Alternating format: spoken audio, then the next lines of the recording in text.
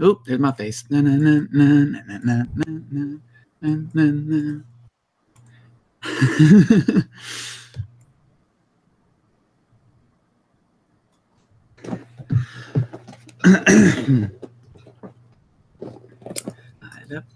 Hey, everybody out there in the world, in the public.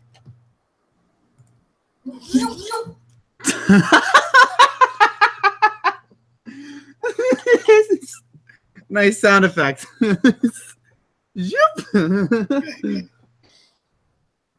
All right. Hey, gonna wait for other people to come on. Live stream number 14. It's already been 14 of these things. Wow. All right. If we go into the prototype ones, it's like 2 or so. 2 more, yeah. So it's like 16 almost. Yeah, that's crazy. I remember the conversations of starting these. You know what I mean? You know, like we have the conversations starting the live streams. I still remember those. All right. We're gonna wait for more people to come in here. But I will admit immediately, I think I recently had spring break in my college, so that during that spring break, for those who don't know, I went back home. So I had a big old packed suitcase, brought everything that I have here in my normal living space.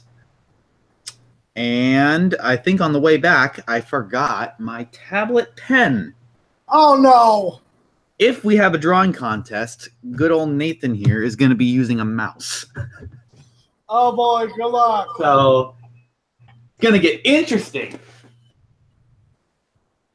Are you, like, going to buy a new tablet anyways? The tablet's always working. Well, and eventually I got to get a new tablet anyway because there is a giant crack on the screen. But I can manage with the one I got for now. I can't manage without a pen because kind of a required element. But I can do the meeting or the live stream with the mouse, I guess, until my tablet pen ships in. I forgot 2 things now. I forgot my tablet pen, and I forgot this little thumb drive that was plugged into the back of my computer. What thumb drive about? Oh, it's just me transferring. It's like me working on files back at home. So all the files I worked on back at home are still there, and I transferred them already to my thumb drive. I just forgot to take it out of the computer and put it in the suitcase. So it's right now. It's still plugged into the back of the computer. So it's gonna ship in though. So yeah, just a little envelope. What's actually questioning THQ about each robot on list of games from Nickelodeon THQ? Was it? THQ and Nickelodeon decided to like this has been in the news, I think, from a lot of people, and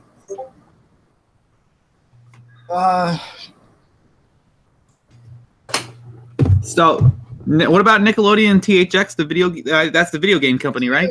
THQ. Yep, the American video game developer. What did they decide to do? THQ. Hold on a minute. Sorry.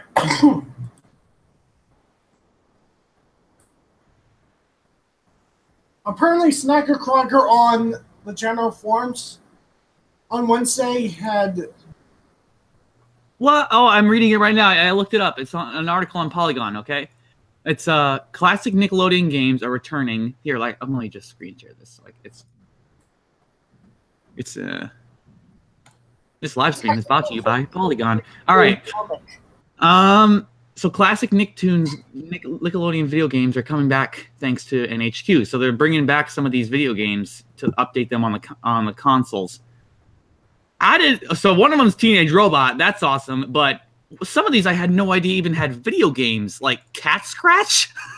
Teenage Robot. I didn't know Teenage Robot had a video game at one point, but surely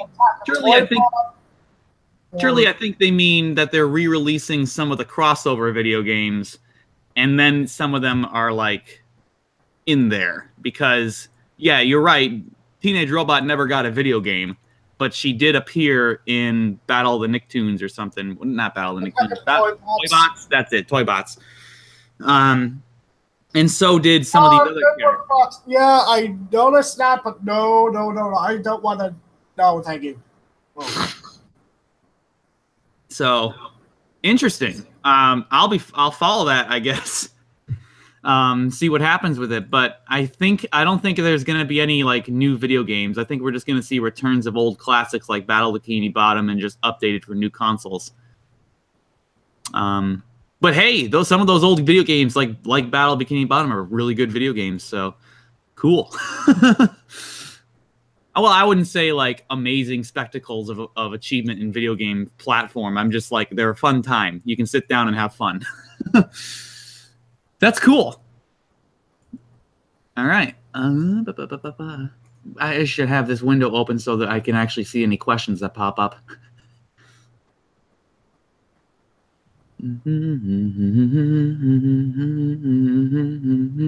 As we're waiting for more people, I'll answer some questions here.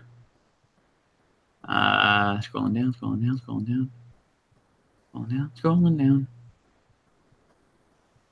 Mr. Dank Memes. Great username. What movie are you hyped for? Avengers 3 or Ready Player One? I'm going to be honest. I am really interested in Ready Player One. Of course, I'm hyped for Avengers 3, but Ready Player One, apparently there's a rumor going around that Mechagodzilla and Godzilla and Gigan and Mothra and Gamera are all going to make cameos. Gonna be honest, I'm really interested in that now. And there's also a rumor going around that the Godzilla theme is going to appear in the soundtrack and like a re-recording mix of the theme. And that's another thing that's getting me excited. What about you, Nick? Avengers 3 versus Ready Player One. What are you more excited for? Actually, Roseanne the Return. Okay. Option number 3. Yeah, there's like this TV show back in the day called Roseanne, and it used to air on ABC from 1988 to around 1997. And for that particular reason or another, Roseanne's getting a comeback on TV. It premieres on Tuesday on March 27th. Mm-hmm. I mean, they got the entire cast back. Right. Cool. All right, now going back to any of the questions. Gamer Fox asks, how do these guys, meaning us, I guess, even go about rebooting My Life's Teenage Robot? Don't they need the copyright? Are they hiring?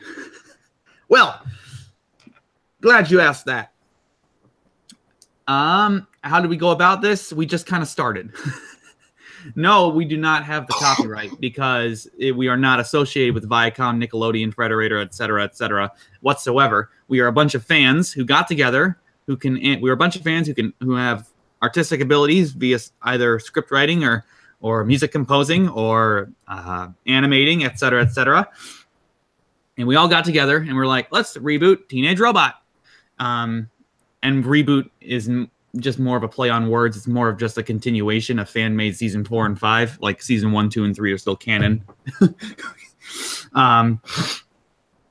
But let's see. In terms of copyright, we are fan-made. So technically, I mean, if we want to talk specifics, everything fan-made, everything out there is a violation of copyright. Not going to lie, even down to a drawing on a piece of napkin. I know that sounds crazy, but I'm not making this up. You can get sued by a company under copyright law for drawing a character on a piece of napkin. I'm not making that up. The difference is that there are where you see people getting cease and desists, versus just fan art is that it would be both insane and financially impossible for a company to go after every single little fan-made art piece out there. So they basically judge it, like the lawyers. They basically judge it on a degree of eligible, like basically a number of things, where it's like, is the thing, this fan-made thing, hurting the image of our brand? And if it's yes, they'll go after it.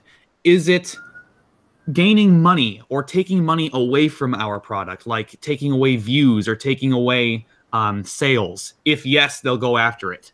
That sort of thing. And I think another one is, if are they making any money? That's it. Are they making any money off of our brand? That we could be making money off if they weren't making money off of it. If yes, they'll go after it. So basically, our reasoning is, one, we're unmonetized. None of us are making a dime off of this. This is completely a hobby project. We all have work. We all have jobs. We all have school life, etc., outside of this project that we rely on otherwise. And this is not our main job. We wish it was, but I mean, we got to be realistic. We're not getting paid for this. The YouTube page, like I said, is unmonetized. We're not making money. So that's one gone. We, at the same time, we're trying to keep it true to the original and to preserve the image of Teenage Robot, that sort of thing. And the final thing, we are trying our darndest to make it clear that we are unassociated with Viacom, Frederator, etc., and we are not using anything from the original series whatsoever, as in like audio, as in video, as in that sort of thing. We're going to have the original theme, yes, but we're going to be recomposing it. We are we have our own team of composers that's going to compose their own version of the theme, that sort of thing. Nothing from the original is copied and pasted over whatsoever. If we want to do a flashback, we got to reanimate it. So I know this is a long answer to your question, but it's what we got to say. So by adhering to all these rules we've set up to ourselves, we hope we fit into the category of fan art that is qualified as quote unquote free advertising by the company, which is a real thing, which is another reason why companies don't go after every single piece of fan art out there, is because it's technically free advertising for their show and to get more money for their main product. Which, by the way, if you want to get more Teenage Robot out for yourself, go check out the original series, buy it on Amazon, iTunes, or check it out on Hulu. So, yeah. This brings up another question from Nathan Bunge. Mm-hmm. How much do you guys have done for this project so far? We have done a lot. I think we should, we need to, set up, a drinking game every time we get that question. I think we get it with every live stream, along with the crossing over with Danny Phantom question. That usually pops up, too. All right. But no, don't worry about it. I should probably... Water, please. Water. Just make it a water drinking game, all right? But you know what I mean. This is... Let's see. What was... how much have we gotten done so far? We are... Again, currently trying to wrap up voice acting. We are struggling to find Vexus and Tuck, but we're trying to wrap up our voice recording. And after we wrap up voice recording, we can jump into finishing up our storyboards, animatics, and animation. And then after animation, that sort of thing, we get into the final composite and yada yada. There we have a series. So right now, again, we are in the middle of finding a Tuck and a Vexus and a few other characters. There's another casting call coming up. Pretty much going to be the final one, I think. We're trying to pump out a lot of things. We got the teaser trailer, we got an official trailer, we got the animation advertisement, we got the music video, and we got the casting call. Lots of things to work on. So yeah, we're about that far. We're also trying to wrap up some scripts as well. Well, yeah, there's a few scripts that we're modifying too. The ones that haven't been recorded, by the way. Like I said, we're in the middle of voice recording. The ones that haven't been recorded, we're tweaking just a little bit.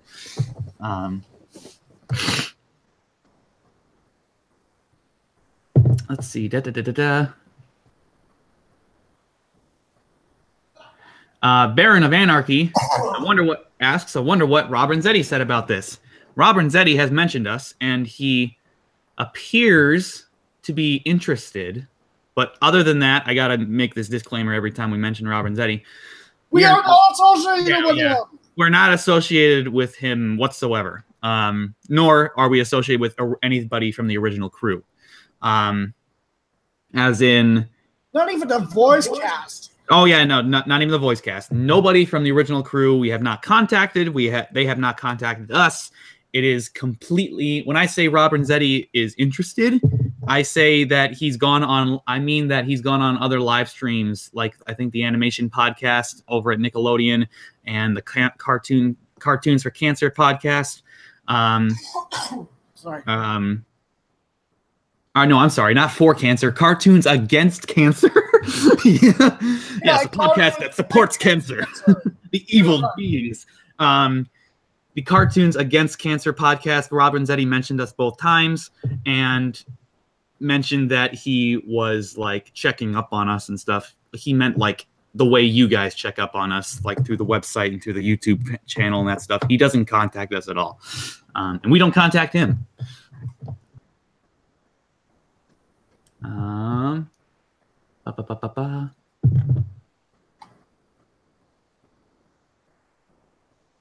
Yeah, I don't know YT. Oh, someone's asking about someone someone did submit a Vexus audition. I need to send out a number of audition acceptances. That does remind me. I should probably get around to that. We did receive a Vexus audition after the last live stream, but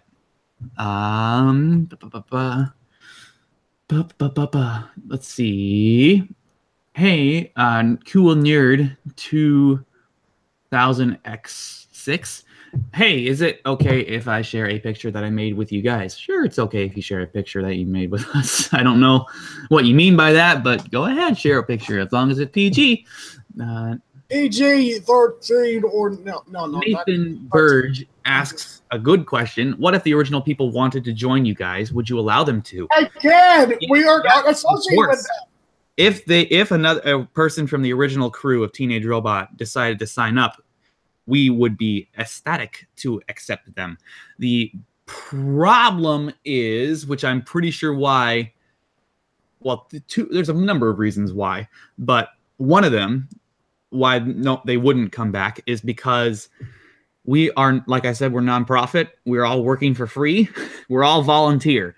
And those guys are professionals who do these things for jobs. Like that's their job to draw, animate, to design backgrounds, to paint backgrounds. That's their entire job ethic. So working for free, not going to be best incentive. But on top of that, they've moved on. They're working on another series now. We don't want that's one of our whole reasons why we don't contact them is because, like I said, they've moved on, and why would we drag them back to this for free, no less?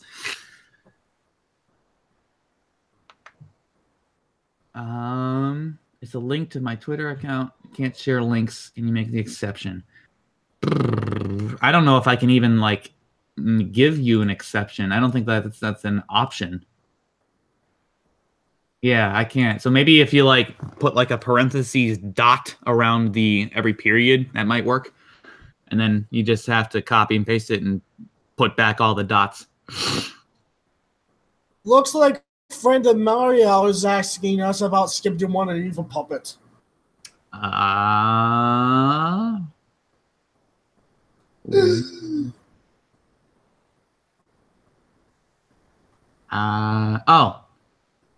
Friended Mario. We need Skippy the Evil Wonder Puppet back. Well, we have a lot of villains coming back, so Christian McLaughlin asks, what are the chances of an episode with cosmic horrors, Lovecraft stuff? Yes or no?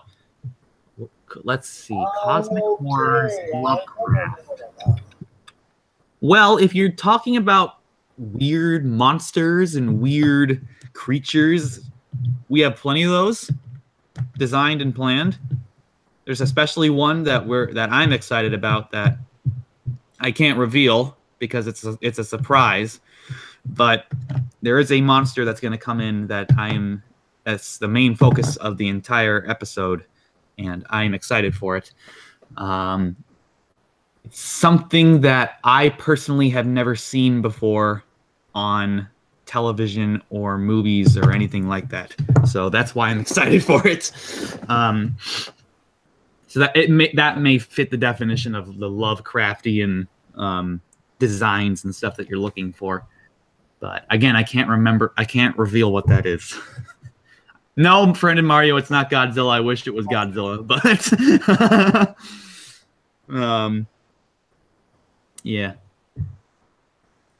I think I've told that story about the canceled Godzilla crossover that we planned a million times by now. Let's see. Trainer Audie, are you still missing Vexus and Tuck voice actors? Yes, we are. There's been a few new auditions that I have to finalize. But even then, fun fact about auditioning for specific characters, when you audition to be on the crew, that's step one. And then when you get into the crew, you audition again to be like a specific character. The first audition is just to demonstrate your voice acting abilities in terms of voice acting specifically. And then when you get into the crew, you can be like, I want to be this character. And then we're like, okay, demonstrate. And then boom, you say a monologue or something in that character.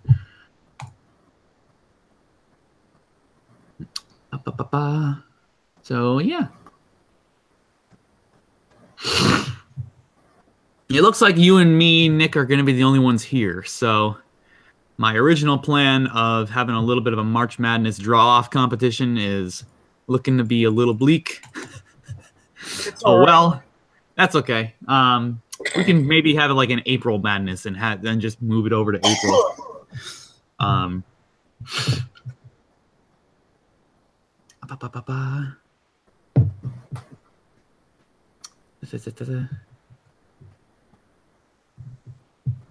I don't know. I'm kind of lost of what to do because I usually would like be drawing with you, Nick, or like designing something, but like I said, I don't have a tablet mouse or a tablet pen. So I think what I'm gonna do is I'm just gonna maybe try to draw with my mouse and see what happens.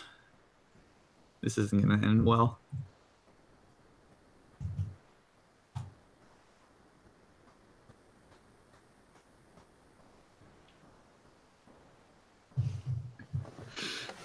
I don't know why T asks, this may be kind of a weird question. Okay, anyway, can you guys give me something to draw for the contest and I'll put it on the Discord? Well, the contest usually just involves us on the stream, but if you want to draw something, let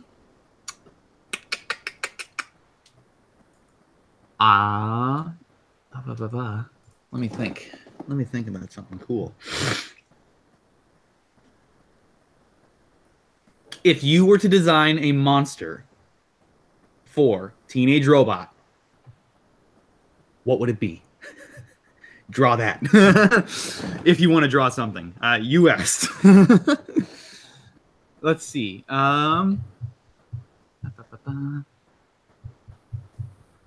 Gamer Fox asks, how will y'all go about publishing? Will it be on TV, YouTube? Will it be free? First of all, yes, it will be free. Everything about this is free. We're working for free. It's going to be released for free. And there's not a single dime that's going to be transferred between any of us. It will be on YouTube primarily. If we get kicked off of YouTube, we'll go to Vimeo. If we get kicked off of Vimeo, we'll go to Dailymotion. And if we get kicked off of Dailymotion, we're going to be uploading the files onto the website. It's going to basically go like that. For free? Yes, for free. Free, my lad, free. Yep. All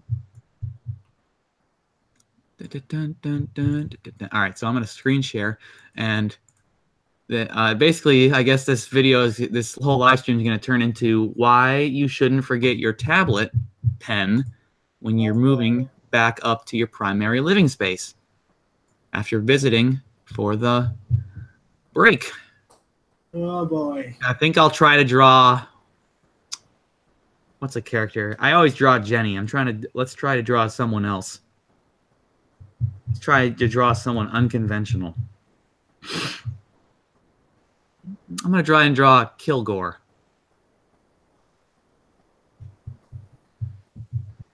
The average kid asks about the THQ return with the big news revolving around old titles and classic Nicktoon shows. Yes, I did see that. We just talked about that. We think we're predicting that they're talking about like old Nicktoons games like Battle of the Toy Bots and the Battle of Bikini Bottom, that sort of thing. I doubt there's going to be anything new, like a random new solo teenage robot game or something. Probably just going to be re-releasing those old classics. All right, so Kilgore it is. Oh boy. Whoa, okay, squigglies. Oh man, this is why I have a tablet. This is why I don't use my. This is already turning into a disaster. This is already turning into a disaster. Oh my God. I'll try the pencil tool after this and see if that's any better, but I'm just using a basic brush right now. Oh my God. He had kind of a thing going on. And then he had his classic Hook and tag. Oh my God. Oh boy.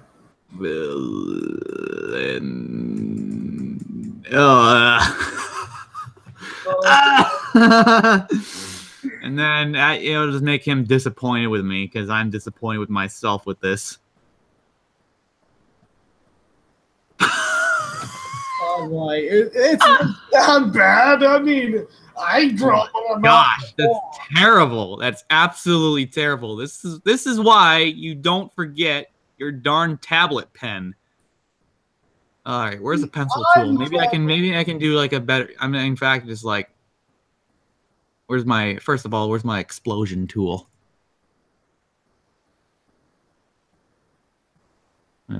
Blow it up. Take this, ugly drawing. Take this. What the? You ready? Bam! Blow it up. Oh my. Blow it up. Different colors. Okay. Okay, I'm gonna try that again with a. I'm gonna try that again with a pencil tool. See if it goes any better, but I doubt it's going to because I forgot my darn tablet pen. Where's that darn? There's a pencil brush. All right. Minimize all that. All right, new one. Let's try it with just. Okay, this. All right. It's going a little bit better already.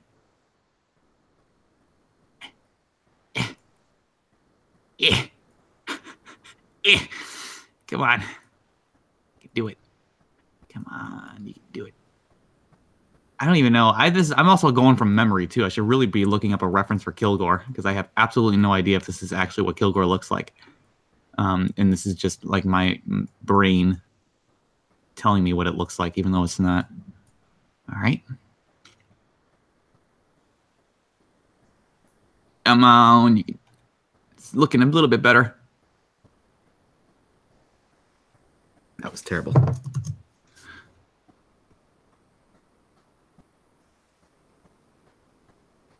There we go.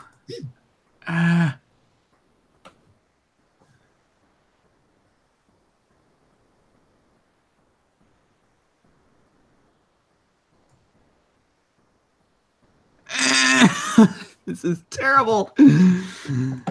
I'll get back to answering questions after I'm done with this monstrosity.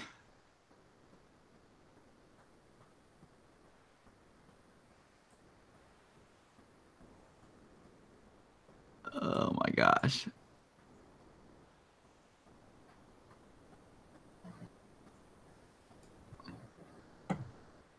Hey. Well, I guess there it is. I guess which is better? Oh boy. I'll move this one over. Which one? Which is the better Kilgore? That's terrible. Oh my. Oh, that's so terrible. That is why, everybody, you don't, I keep saying this, but it's true, you don't forget your tablet pen. All right, I'm going to go back to the questions. Yeah, I better get back to like. Oh, it's Kilgore again. Well, this, all right, Gamer Fox asks, will this feature like adult themed hidden jokes, if you know, get what I mean? Well, I don't know. Well, if you're talking about any Windows, I mean, we're trying to keep it PG. But I mean, I'm not gonna lie. We have adapted it so it fits a little bit more of an older audience at some points. Because we all realize that we all watched the series when we were 5, 8 years old, 10 maybe, you know, growing up. And most of the fans now are in their teenage years or late teens, maybe off going to college. So we're updating it just a little bit. Of course, we got to keep it in tune with the original series enough so it's like it's not jarring. But a good example we like to throw out there is that it's like going from What's New Scooby-Doo, right? And it's a weird comparison, but it's true. It's like going from What's New Scooby-Doo to Mystery Incorporated, where it's like they obviously matured a little bit. The tone of the series, I mean. So it is gonna be 100% family friendly. That's a set law. But there's some things in family friendly you can get away with. That we're going to take full advantage of. What the heck? It's based. Another thing, if you want to talk about like violence or like, because it's a superhero show, don't expect anything more dramatic than the Cartoon Network Clone Wars. Don't expect anything worse than that. That's another like stopping point that I have for personally myself when I'm like directing this sort of thing. And one of my stopping points is like, would Cartoon Network Clone Wars allow this? If no, then it's too much. If yes, then all right then. All right, next question.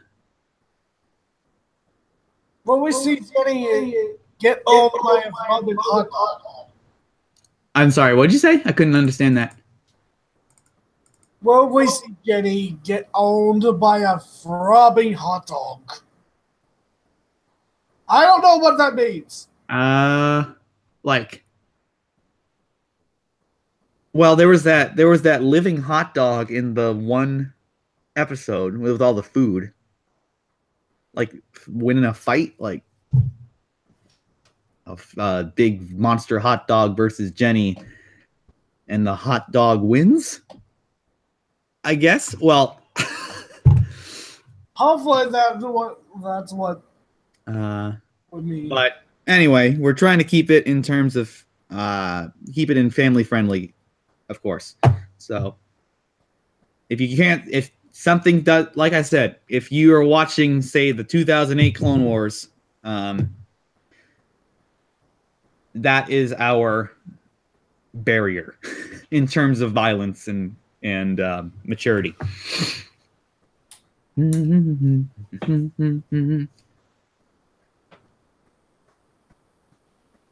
Alrighty, so again, I don't really have anything to do because I don't have a pen to work with. You want a pen? No, I mean like a tablet pen. I don't have my tablet pen. Stylus. Yeah. Oh shoot! I used to have one. Yeah. Well, I forgot mine when I came in. I'm sure that was buying in the bookstore. Yeah. Gamer Fox asks, wait, how about smartphones? Will this show feature 2018 type tech? Well, we are updating the technology a little bit, but there's like a limit to what we can do because, again, we have to make sure that it fits the original series. But we are trying to update the technology to be more futuristic. Like, there's like have a phone or a car or something do something that a modern car can't do. Update, maybe predict some directions of how technology will advance. We're going to go 1984 on this project and predict what's going to happen for, what, 50 to 60 years from now?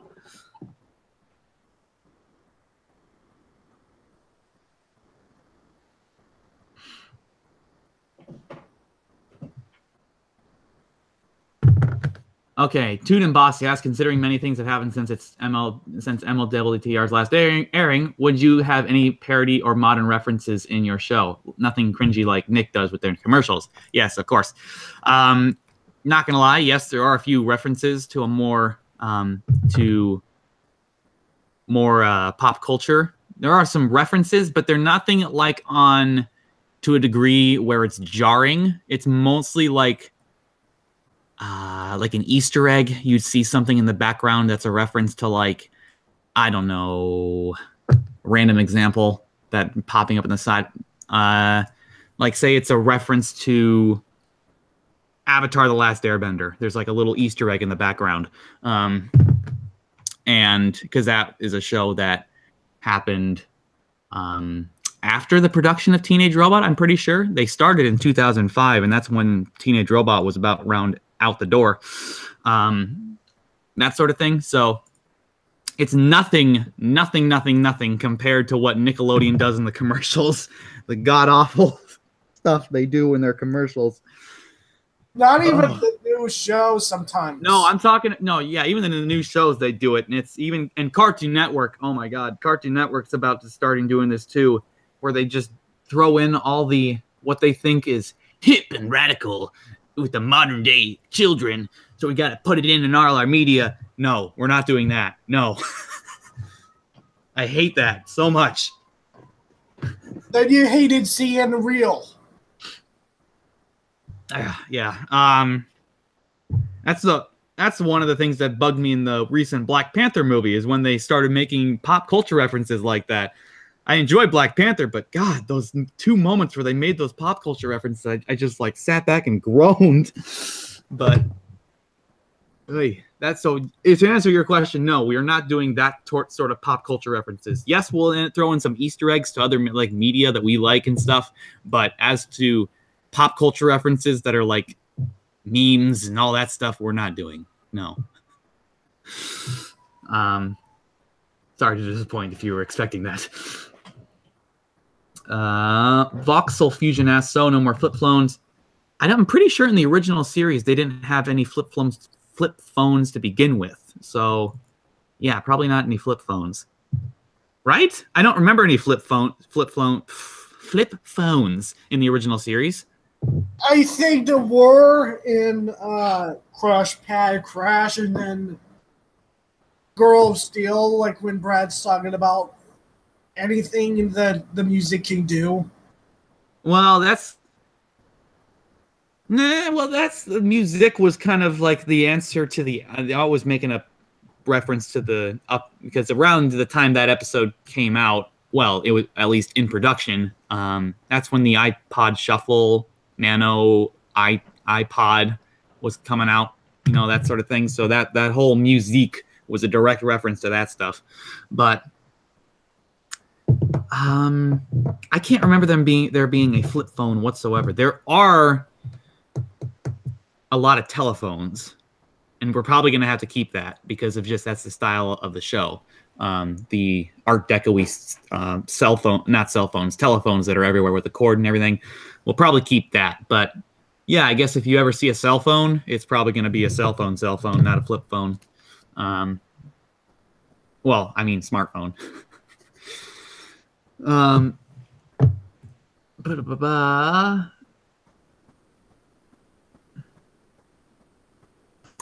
Oh, this is a weird question. Addison Fox asks, oh, better question. If Jenny was Fortune 500 company, which would she be? What's a Fortune 500 company? I've never heard of those. Fortune Was a part of the 500. Fortune 500. Oh. The Fortune 500 is an annual list compiled and published by Fortune magazine that ranks 500 of the largest United States corporations by total revenue for their respective fiscal years. Huh. Okay. So, of these 500 companies, if Jenny was made by one of them, what would it be? That's a weird question, but why not? Let's answer it. I would probably have to guess a company that, of course, takes up robotics primarily.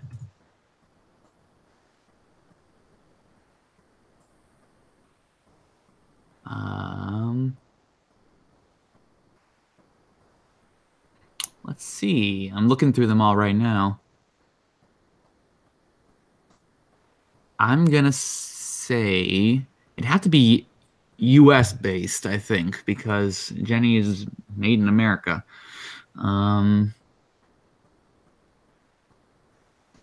Is Boeing based in America, or is that a German company? I know Bernstein is part of Germany, but it is an American company. I'm gonna say Boeing. I'm gonna go with Boeing. Is the company that if Jenny were to be made, if Jenny were to be made as a real robot, I'm gonna put my bets on Boeing that they would make it.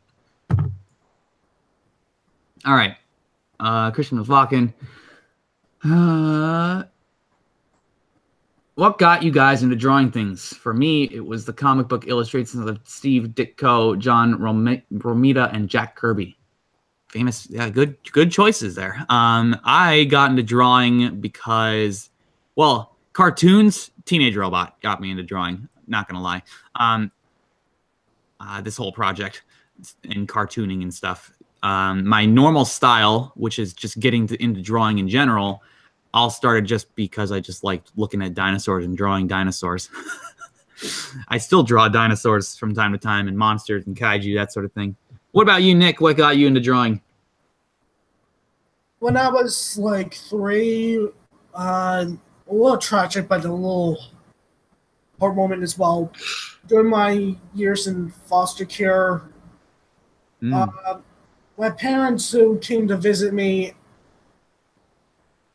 because I was obsessed with Bear in a Big Blue House from Playhouse Disney, and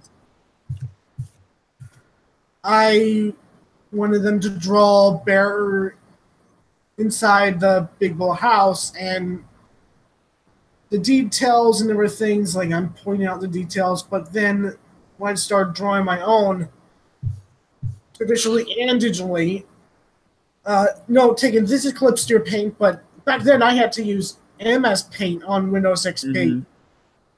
And then once that, I began to take a little more inspiration from a lot of animators and artists like Bruce Blitz, I think what his name was, who does cartoons. I also look up some animators like Eric Goldberg and Glenn Keane and some of the older animators like Frank Thomas and Ollie Johnson and Hayao Miyazaki, and just take those inspiration and come up with a style that suits up for what it is.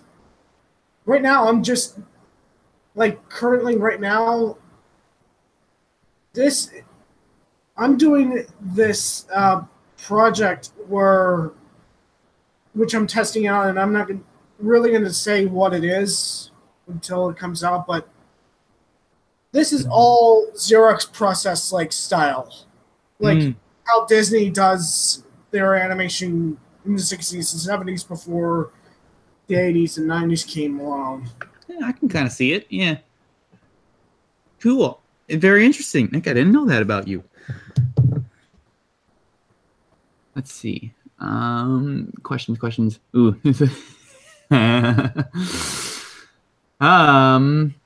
Yes, sorry, Nathan Burge. Do you have trouble speaking there, Nate? Yeah, I stutter sometimes. I'm sorry. Will the show have musicals? Maybe. Hold on. I am lagging behind. Okay, Gamer Fox asks, does this show have corny jokes?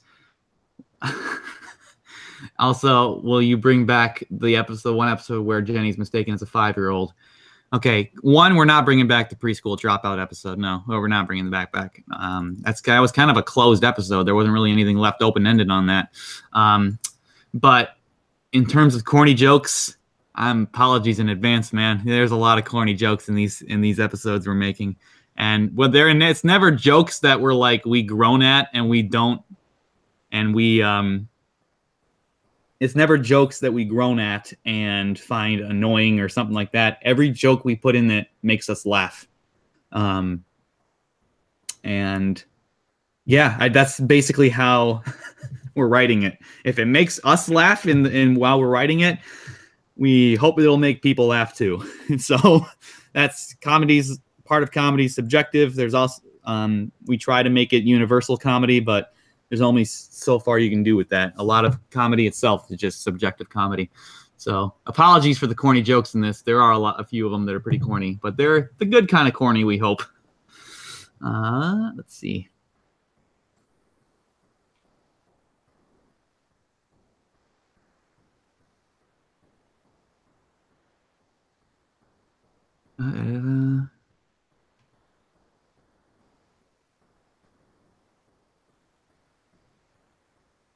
I'm reading through all the comments because I'm a little behind right now. Just bear with me.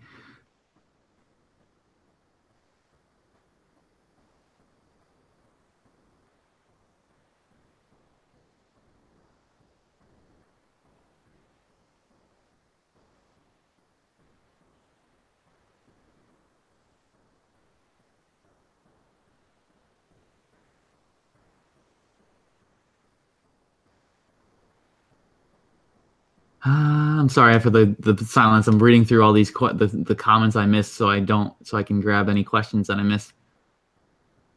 Oh, here's one. Voxel Fusion asks, will Jenny keep her CRT monitor when her mother calls, or will she be modernized to a flat screen? I think it's a CTR due to the way it's curved outwards and kind of belongs to her design. Now, yeah, that design's not turning into a flat screen. She's going to keep the whole. It does look like a CTR screen. I'm sorry, CRT screen.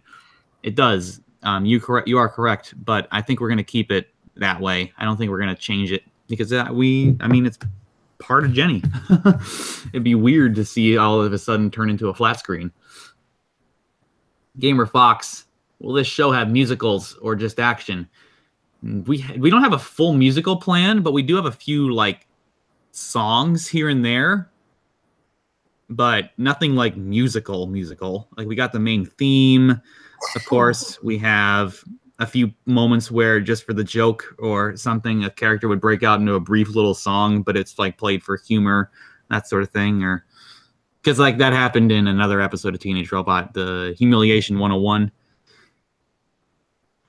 No. So in terms of musical, where like there's actual.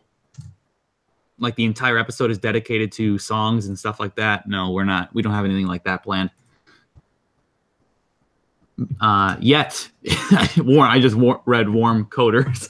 He said he would love for this show to have musicals. So I guess the correct answer would be we don't have any planned yet. If ever. Gray Gamerman asked, so how many episodes are you planning on making? 2 full seasons. So each season of the original series had 13 episodes, and then amongst those 13 episodes, they would either combine or split into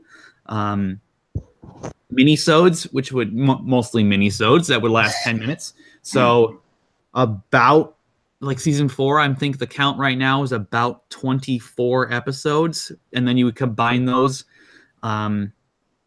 into 13.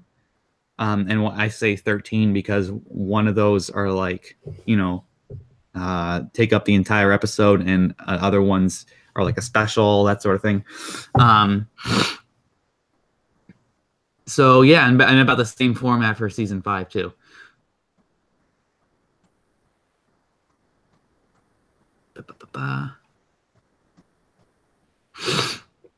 Warm Coder asks, would Teenage Robot have some form of connections with Cluster Prime? I would like to see Vega again. Well, that is a plot line that needs to be covered, that needs to be tied up. So yes, we will eventually see Vega and Cluster Prime again. That is a plot line that needs to be tied up. Anything that is left open in the original show that didn't have a nice little bow on it and tie things up, that's probably going to be a recurring thing in this one. So any villain that didn't have a satisfying ending or something that didn't have like all right, they have stopped being a villain, or they have ceased to exist, or something like that, quote, their story has concluded, we are going to be wrapping that up in this series.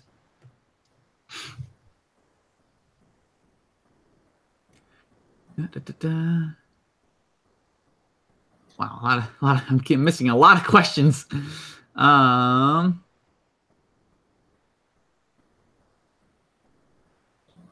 Tuna Boss asks, when this is all finished, will you do a sort of private online test screening to an audience for reaction to feedback? Or simple just upload and hope for the best? Actually, now funny that you mentioned that. Yes, we actually do have a system planned out for when we finish an animatic.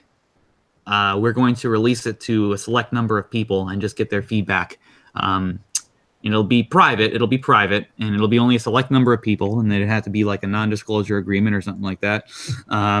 But yes, there will be like a few test screenings, just so we can get a general feel of how the audience feels about the reboot and what should be improved on and stuff like that. Someone appeared. I just realized. Jonathan, Laura, sheesh. No, I'm talking. Well, yes, him too. He popped up and went away, but oh well. But I'm talking about someone in the chat. MCP came in. Yeah, right. Mr. Creepypasta asks, is this the official concept art? Yes, it is. This is what happens. Oh boy. Yes, this is totally legit concept art. Let me stamp it with a seal of approval. Let me do that real quick. Right? And that's how I do that is when I copy and paste the Teenage Robot logo. Right there.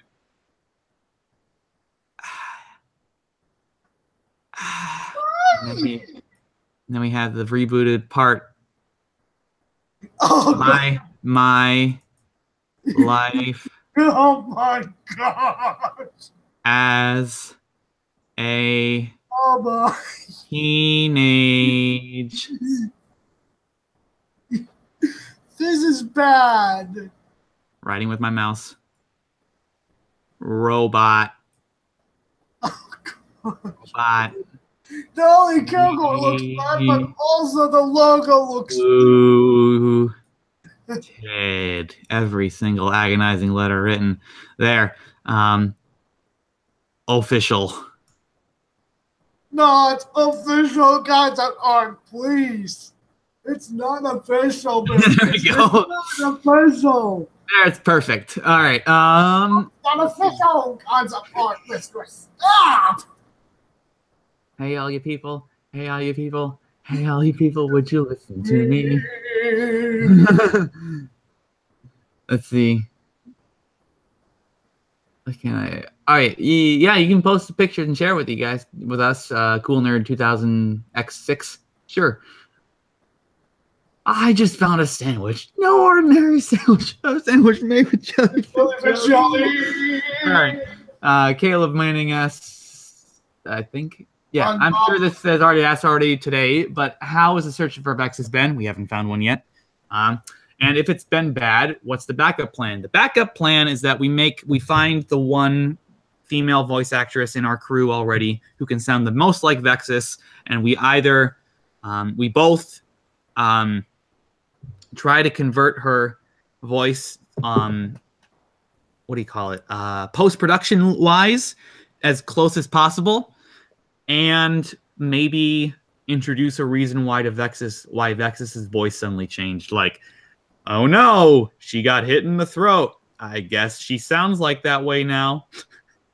That's the usual excuse if we can't find one, but hey, we're still trying.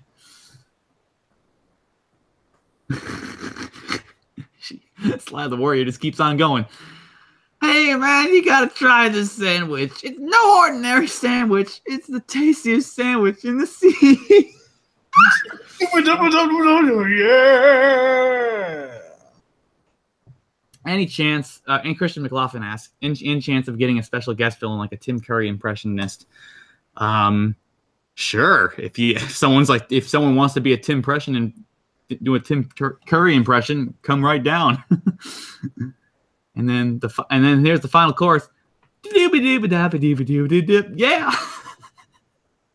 Great. SpongeBob, right. Mr. Krabs, sorry. All right, it's I really got to pick up the pace. I really got to pick up the pace on these questions. I really got to do.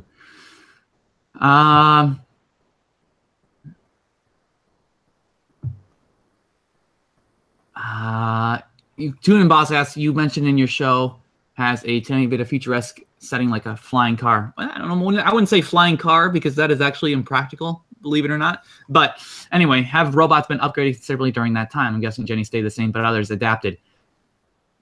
That's a little bit of a spoiler, but yeah, there's a few upgrades here and there. I'm not going to go into which ones and which ones get them, but yeah, overall, there's a few upgrades that come along. Let's see. Britt and Tiff, will they be in the reboot? Of course they will. They're primary side characters. Any chance of a Tim Curry, Pennywise type clown? Christian McLaughlin asks. Maybe. Season 5. Another idea for the bin. Toss it in there. That thing is probably, what, a skyscraper height now? Oh, man, that is going to be one hell of a meeting when we get to sorting out those Season 5 ideas. All right. I don't know why I finished drawing. I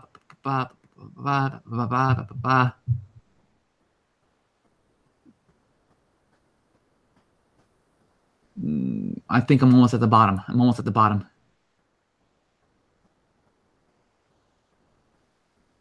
Christian McLaughlin asks, last time Vexus was in the show, wasn't she hit by an intergalactic space truck? Almost. That was at the end of Cluster Prime. The last time she was in the show was in Queen Bee, when she got that random redesign that everyone didn't really like. Which, by the way, we will not be keeping. We'll probably throw in our own redesign for Vexus in the future sometime, but it'll probably be more attuned to her original look than that design in the Queen Bee episode.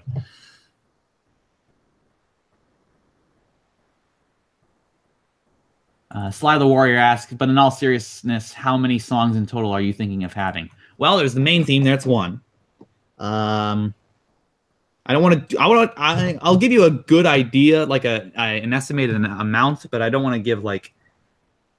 Would that be spoilers if I reveal how many songs we have planned in this season 4? I think that'd be spoilers if I really. We have an exact count, but would that be spoilers if I reveal? Because I'm not revealing what they're about. No, it's not. Not yet. Okay. Spoilers. Unless I'm forgetting one. There is one, the main theme. There's one, two. There's 3 there. And then in that episode, there is, ironically enough, again, it's going to sound like there's a big musical episode, but there's not. It's just like, and then that episode, there's 1, 2, 3. So I think 6 songs total in season 4, including the main theme, the 5 o'clock get a call. But it's spread out throughout the entire series. Maybe Happy Returns of the Day. I don't know. IT. That sort of thing. So,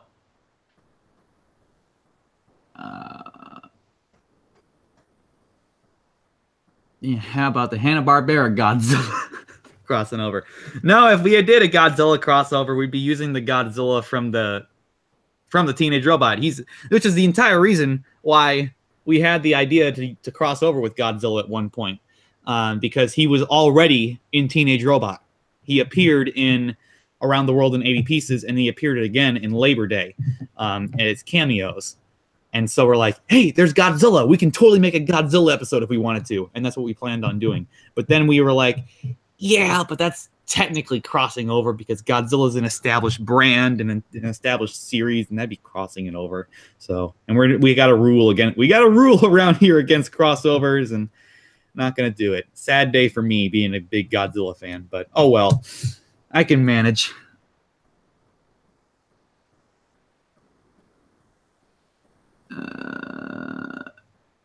I don't know. YT has announced that it's his birthday. Happy birthday. I don't know YT.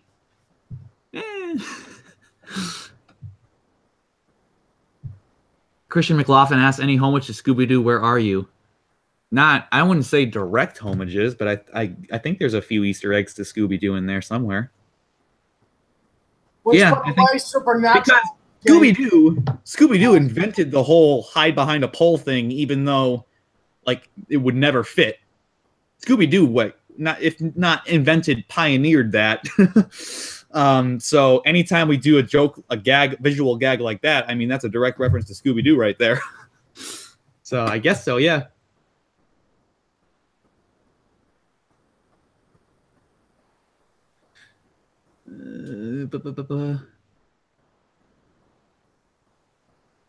What's a Miss NCP is talking about a drum cover of the Teenage Robot theme. What's a drum cover? I've never heard of a drum cover before. Usually they take the drums or the percussion of the song and they probably just like do a particular beat of it. Do they just like convert every instrument into? Do they just convert every instrument into a? No. It's like they follow the beat of the beats per minute or beats per second. Beats per minute. Songs and they. And they just kind of, I guess, add to it. I guess. Yeah, they add in a little bit more of a percussion. You're like, yeah.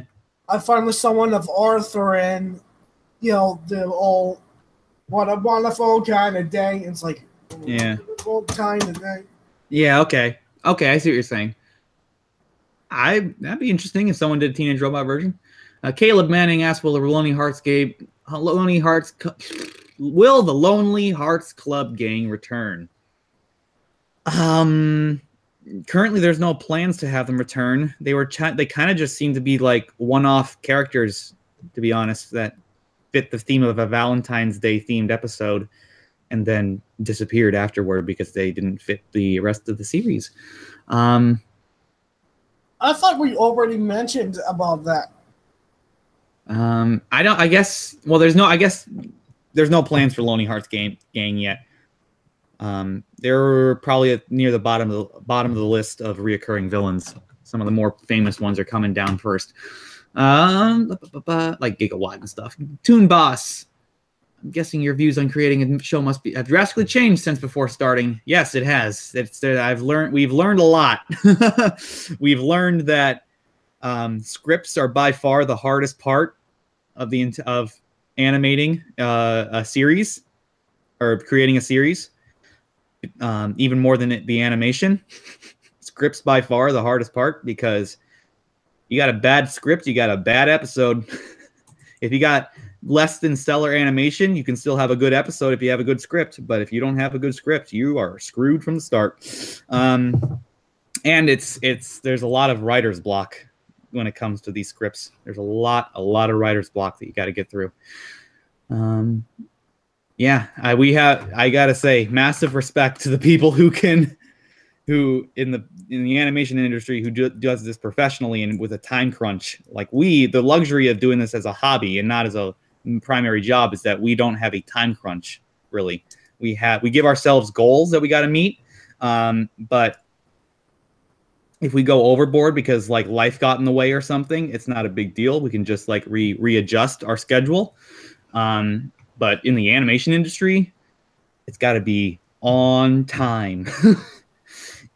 On time, no matter what, or else the episode's just not happening. Nathan Burge asks, will you guys do another hour-long episode like Escape from Cluster Prime? Yes, we will. Won't reveal what that is, but yes, there is.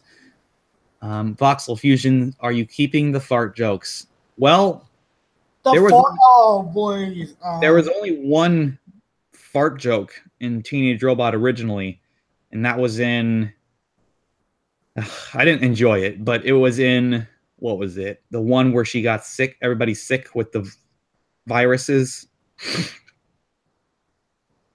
Infectious personality. That's it. Yep, Nick's got it.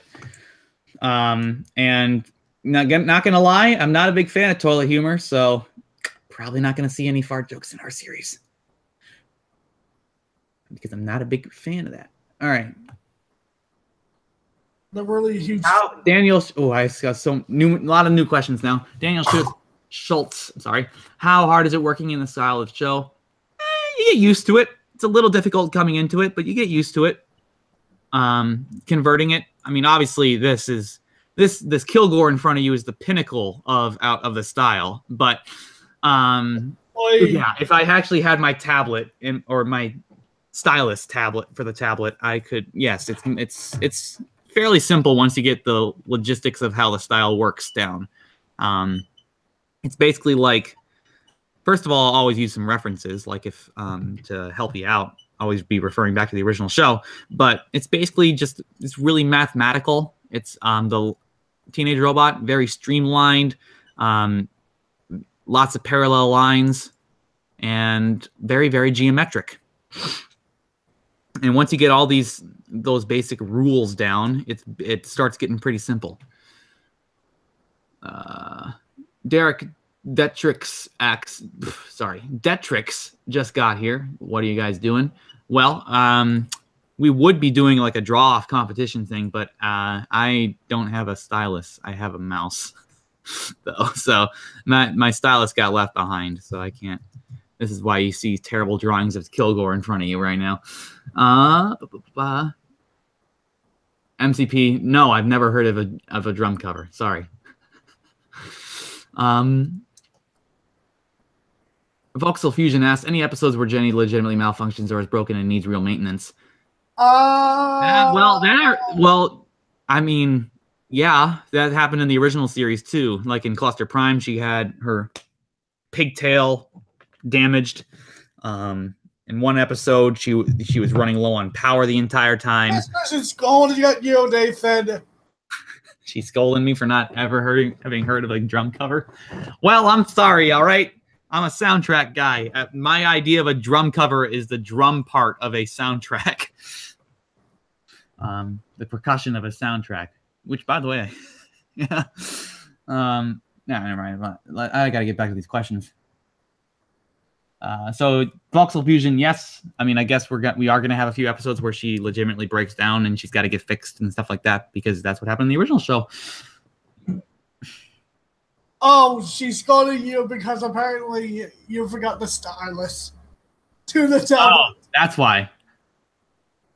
Yeah, I forgot it at back in the original home. I also forgot my thumb drive, which had all the files I worked on. But they'll ship. I got people shipping it back to me, so it's all good. It'll come back in a few days.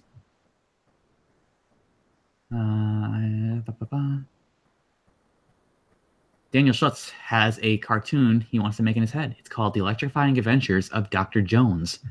That's the name sounds cool. That's a cool name. I'd be interested in that show.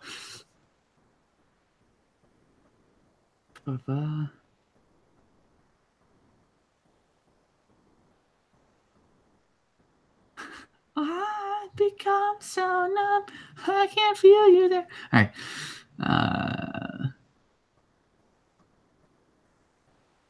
Wow, this is talking about writer's block. So I'm really behind.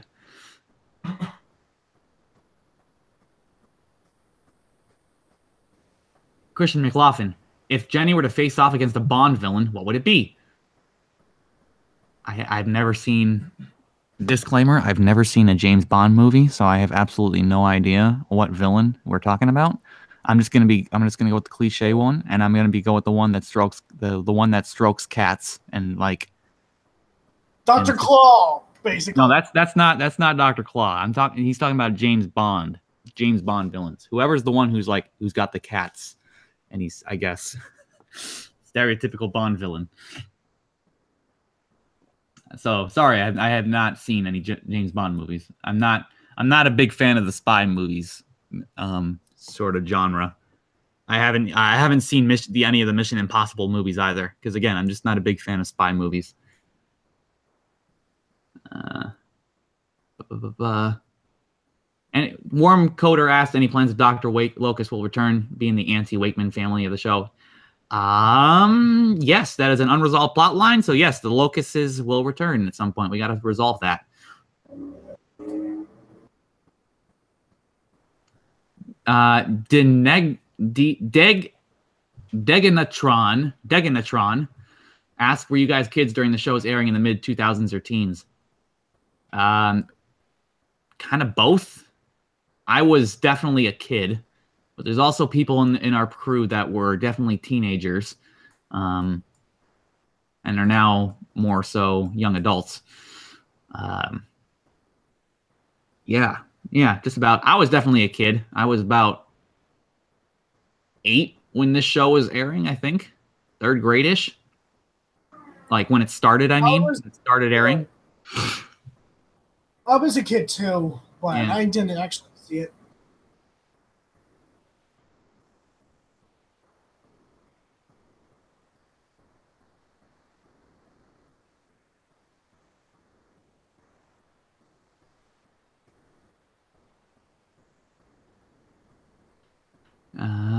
Okay, I'm just gonna keep on going. I gotta go.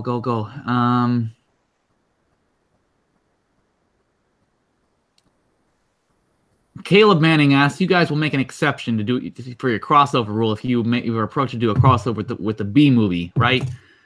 Of course. There are some things. There are some things that even we can't say no to, and that would be one of them. Barry B. Benson showing up, teenage robot. That is a dream come true. No. But only if Patrick Warburton reprises his role of Kenny. That's the only way that will ever work. I don't think Patrick Warburton is doing freelance work. Yeah, it's a joke. It's a joke. All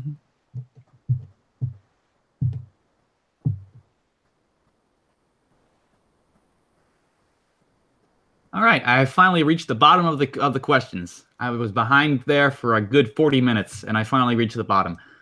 All right. Whew. All right, get back to this. All right, so we got another 40 minutes left in this stream, so I'm going to find something where that's better than just me playing around with a old mouse. Oh boy. Something that...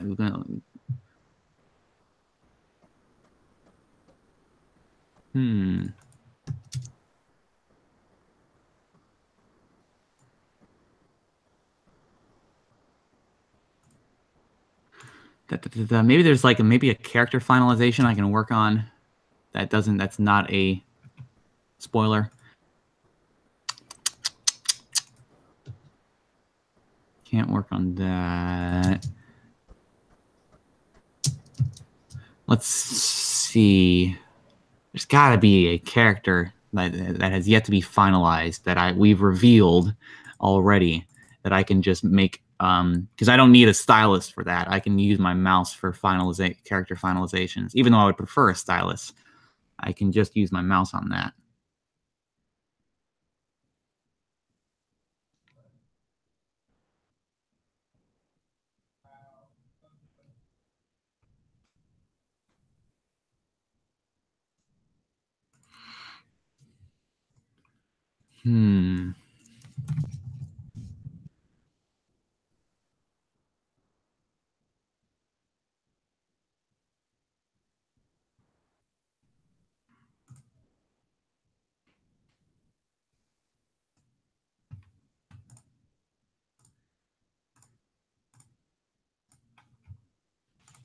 Got to be something. And I'm looking through our character roster right now, trying to find one that's not finalized that I can work on that we've revealed.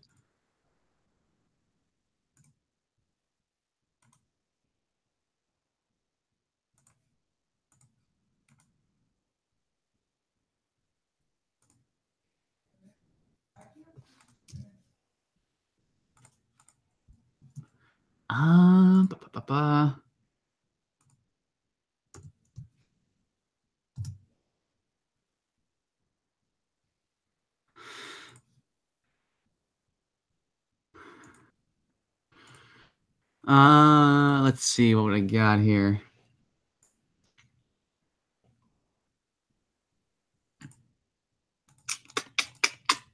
Wow, this is a lot of these are fine. A lot of the ones we've shown off already have been finalized. I don't know which ones to do here.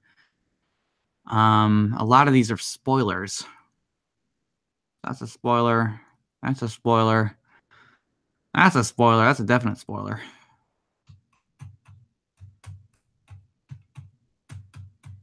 Damn, I don't think I can do it. I don't think there's a. You know what? Maybe I can work on a poster. That's it. Maybe I can work on a poster.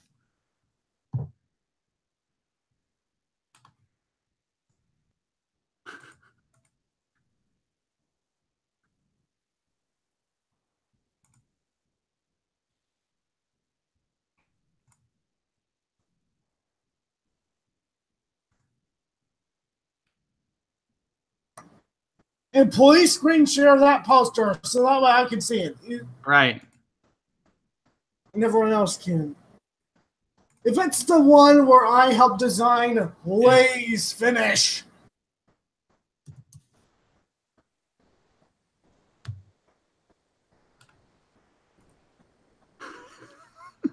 Yeah, I gotta work on that. Maybe I'm gonna check the poster bin.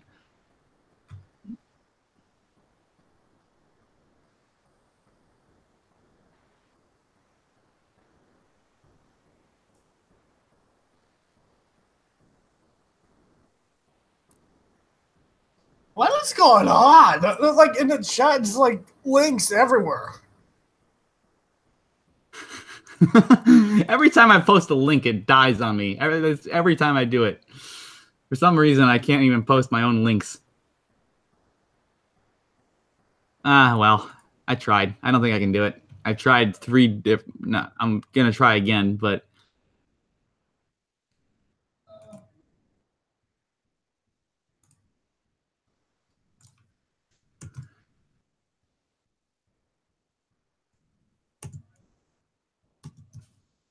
If that doesn't work, I'm not trying anymore.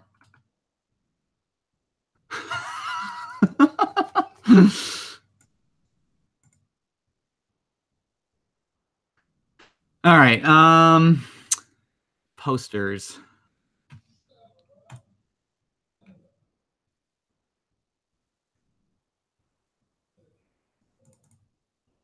All right. I'll screen share it and see. No, these are all posters that were already released. All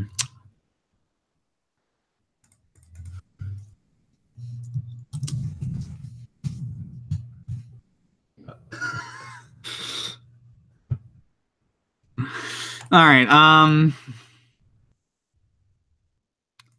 There's got to be. something I can work on without the use of my tablet.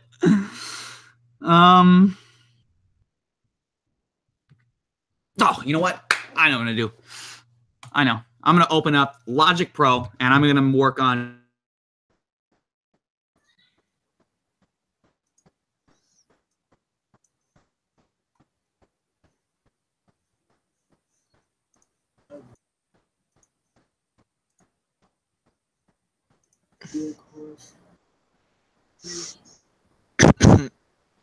Oh, mistress, no! Robots can't smoke joints, even if they have lungs, no! Oh, boy.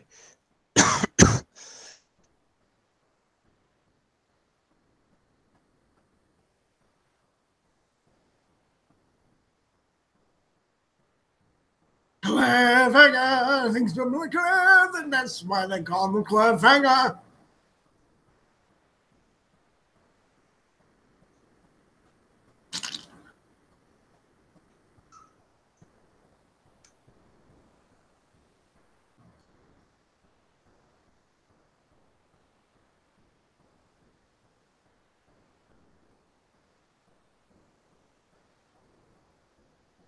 And I think it went silent on us.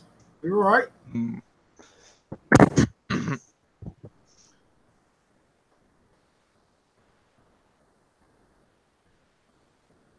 I'm not even eating hot dog. I already ate something. Have the voice actors for Talking Vexus have been found yet? No, we don't have any voices for Talk or Vexus yet. Yeah. Let's see. Start your new... Oh.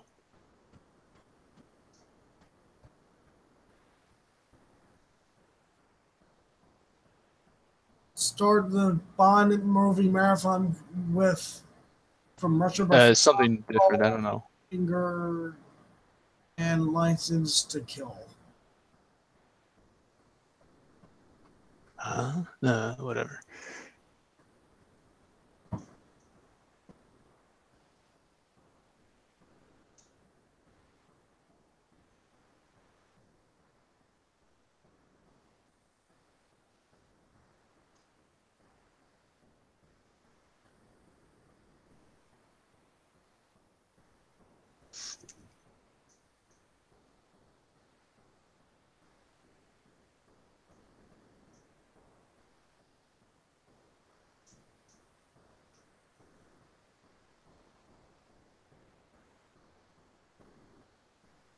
This has been the most amazing. Oh, sarcasm, right.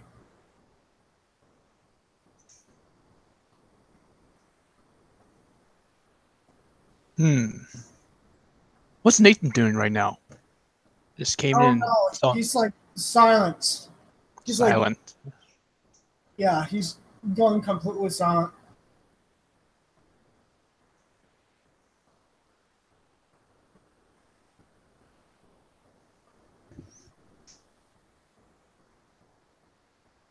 Yeah. He even acknowledged he was silent. He just noticed. Yeah, I think everyone could read that, but let's see. Yeah, what questions do you guys have in the chat?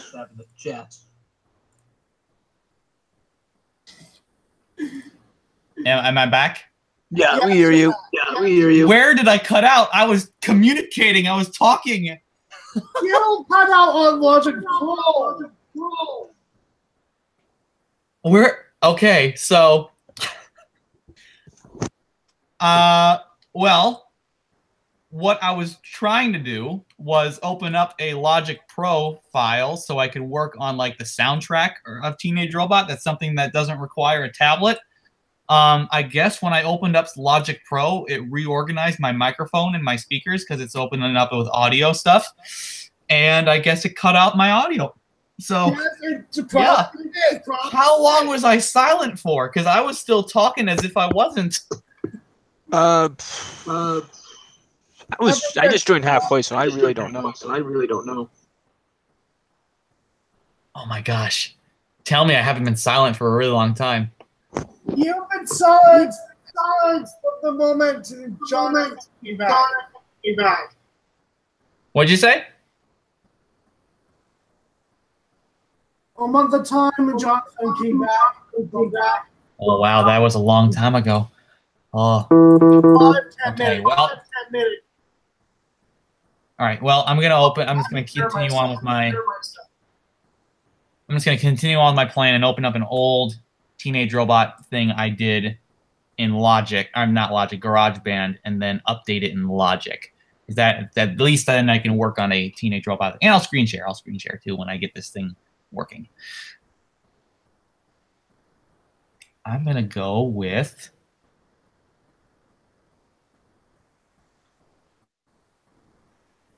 Let me go with. I want to go with. I think the theme. I want to work on the theme really.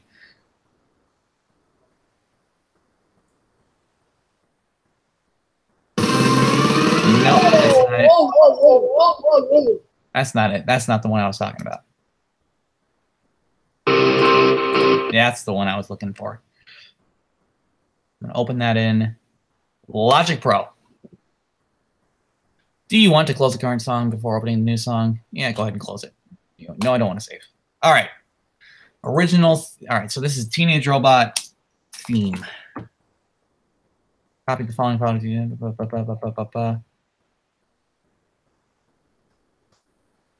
Where I don't want to save it there. I want to go to my music. I want to save it in my Logic folder. I'm about to screen share. Don't worry, guys. And I'm going to put it there. All right, now it'll open up, and I'm going to screen share. Finally, something other than this terrible drawing of Kilgore.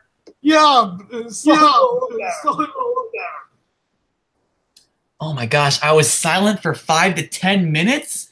Yeah. No. Oh. Mushrooms.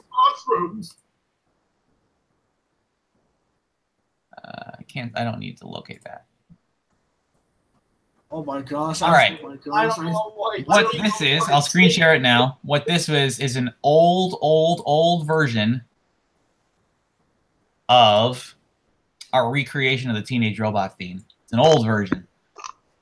And I think right now it goes something, just some basic. Ah, wow, this is so old.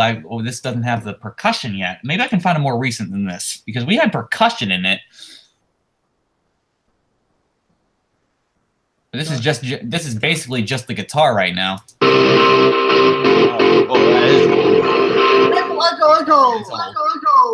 Oh, I think you sent me some of the reverb right there. Yeah, there is a little bit of a reverb that I need to turn off. Where is this it? This has got to be it. This is the new one, right?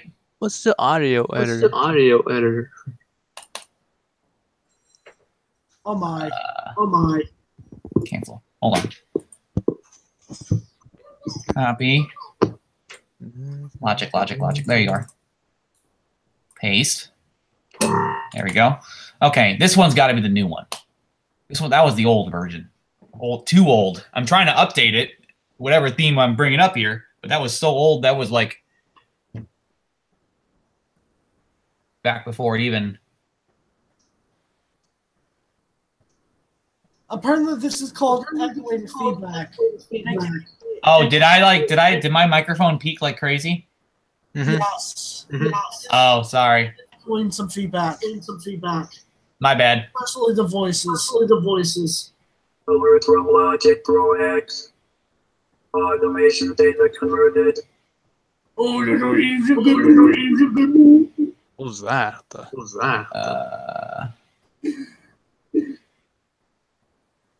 Ooh, I got to locate a few files because in this process I have to laser shot to you. I need you. Where'd you? Copy. Let's see.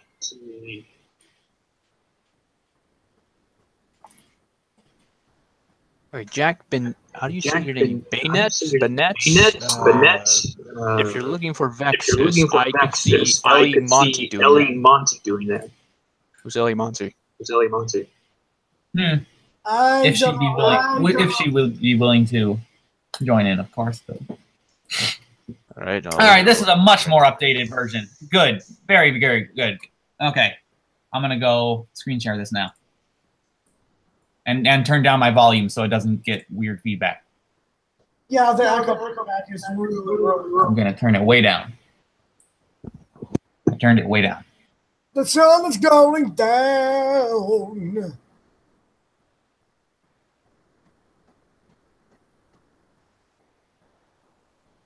Good. Okay, here we go.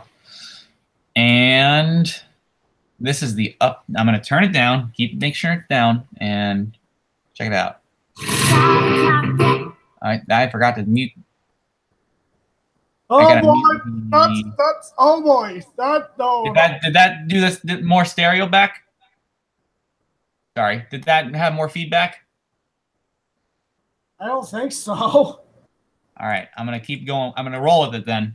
This is what we have so far. In fact, what am I doing? If I'm gonna show off this theme, I'm going to. Yeah, if I'm going to show off this theme, why not just go to my SoundCloud microphone, which will record. No, wait, no, it won't because it's Logic. Damn it. Logic won't record that. All right, whatever. I'm just going with it, what it is.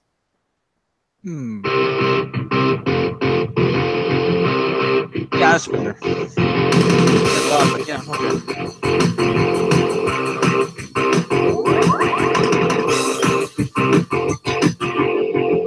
That sort of thing. Starting to compress. Okay, Ellie Monty. Oh, she voiced Mustache Girl from Manhattan Time. I don't think she'll fit a voice for Vexus. Who is Mustache Girl? Oh, just from this new game Manhattan Time. It's too many details. It's a long story. Okay. Did that have any feedback? I'm sorry. No, I didn't hear any feedback at all. No, it did compress a bit though. Yeah, it did. What a weird. Oh. So sorry about that, guys. I was busy with other stuff. I was working on little something. So. All right. Random bagpipes in this track. Bagpipes. This is an old file. Sometimes when I'm doing sound or recording instruments and stuff, sometimes I get a little bored and I play with other instruments. So there's some random bagpipes here. Yeah, it's compressed. Oh, it sound like Binary Sunset for some at one point. Sounds like harmonicas to me. Yeah. All right. So it sounds really good. The guitar sounds pretty nice. I need to combine it with what Eric sent in still, but let's see if I can do that right here, right now. If they match up immediately. I'm gonna go dive into my guitar.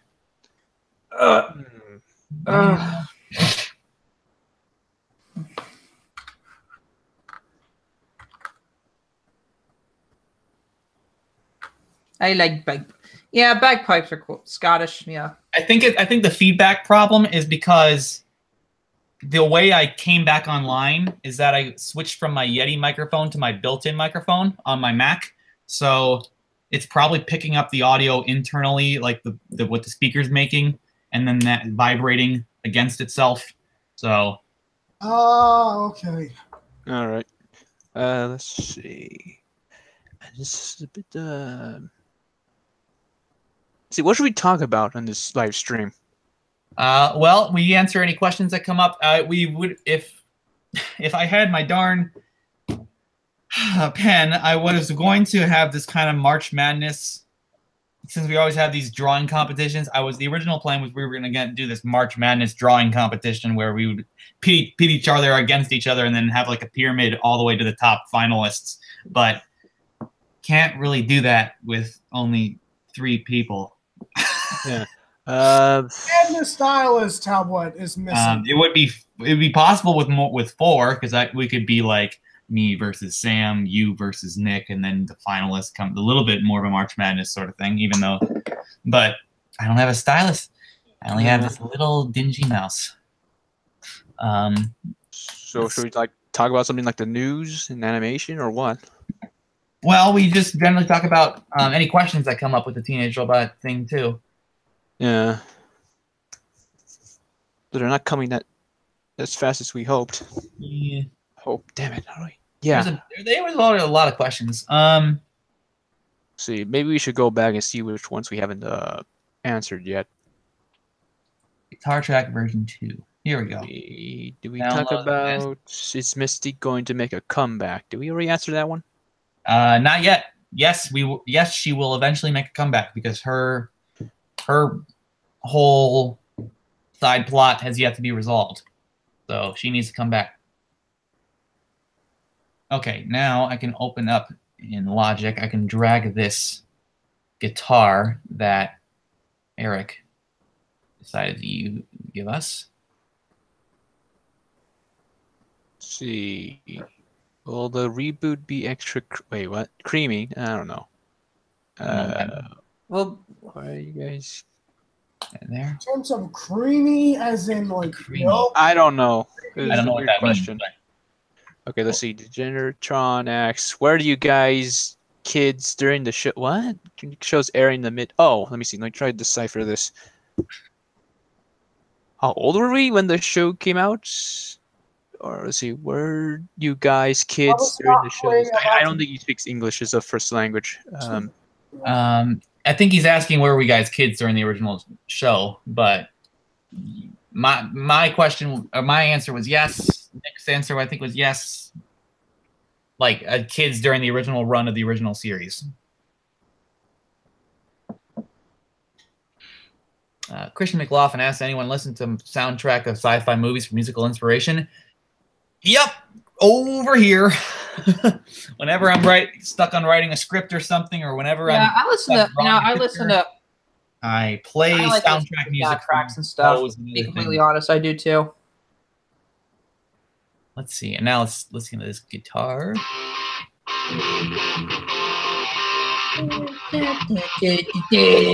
Good. All right, so now I just need to sync it up to these. There. Now I wonder if we can just unmute it. Right? Mute that, and then mute that. Keep those muted. Solo that. Solo that. Solo that. Solo that. Solo that. And solo that. All these guitar elements. Solo that. And solo that. Now we listen to the guitar with Eric's guitar supplement.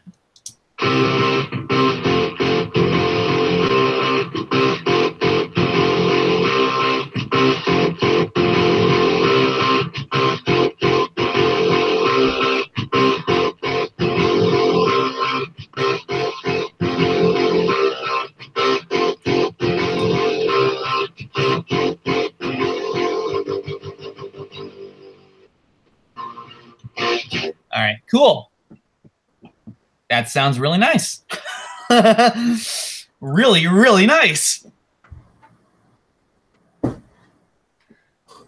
When I need to think, I listen to the soundtrack of Spider-Man 2 from 2004. That is a good one. That is a good one. I love Doc Ock's theme in that one.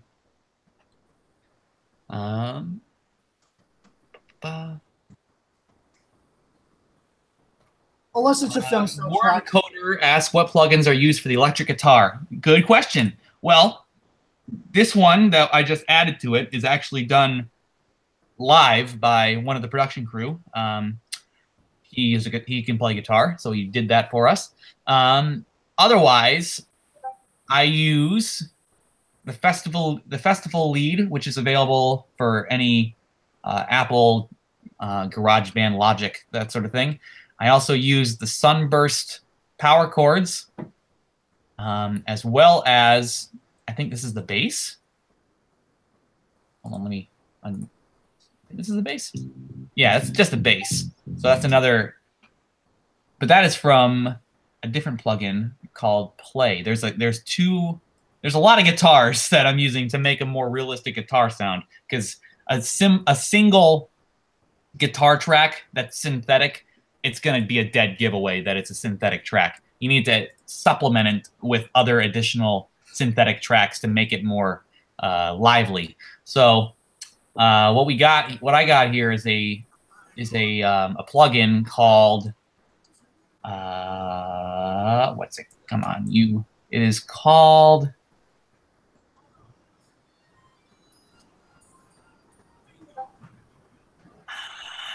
I'm trying to look for I'm looking through the plugin list right now. I'm looking for the name. It is called, oh, here we go. It's called Ministry of Rock 2. I have that. And then that comes with a bunch of different drums, basses, I and want more candy. And that is by a company called East West Instruments. So that is one of the plugins I use. Yeah.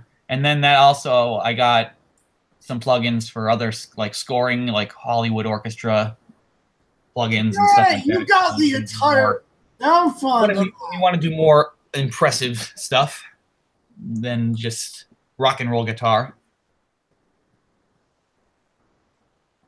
Not ripping on anyone who's a guitarist. I'm just talking about like orchestra scores and stuff, the big stuff. But yeah. We got about 15 minutes left in this, so be sure to send in those questions. What? There goes an eraser.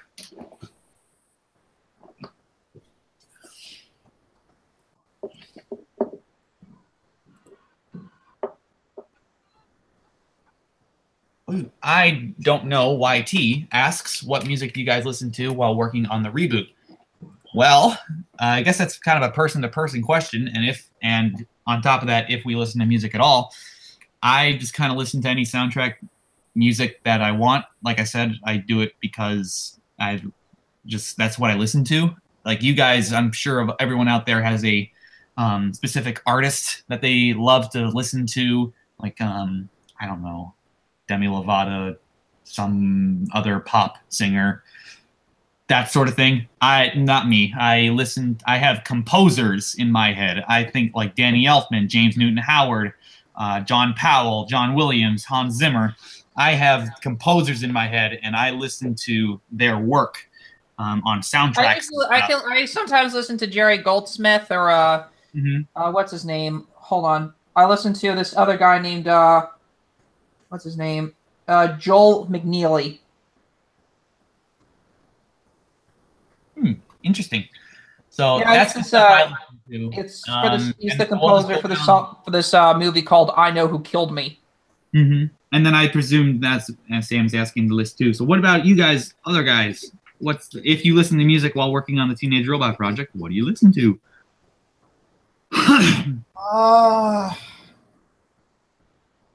Film scores, like from composers like Joe Hisaishi, I think is how you pronounce his name. He composed Studio Ghibli films such as Ki's Delivery Service, Princess Mononoke, The Tale of Kagehime by Ashiro Takahata, and Miyazaki's Spirited Away, or in its Japanese form, Senju Chihiro no Kamikotsu. Ah, okay. Yeah. I'm not really into the modern pop music. Like, those songs are really, really bad. Well, there's a few good ones out there, but yeah, I can see your point where there's, to me, a lot of the modern pop songs sound very generic to me. Don't feel insulted if you like that stuff. Me personally, I'm not a big fan. That's it.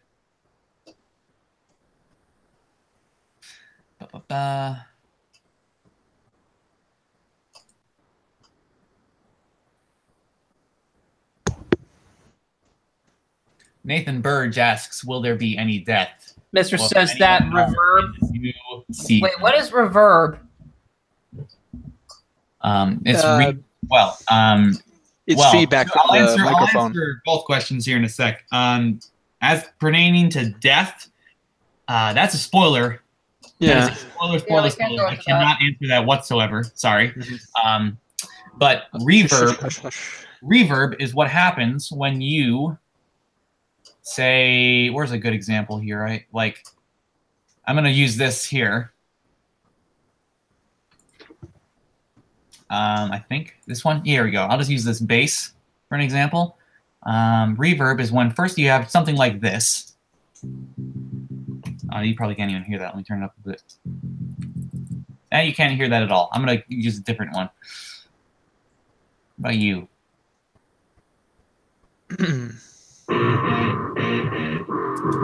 Nope, that's not it. Oh. That's what we call a stinger. That's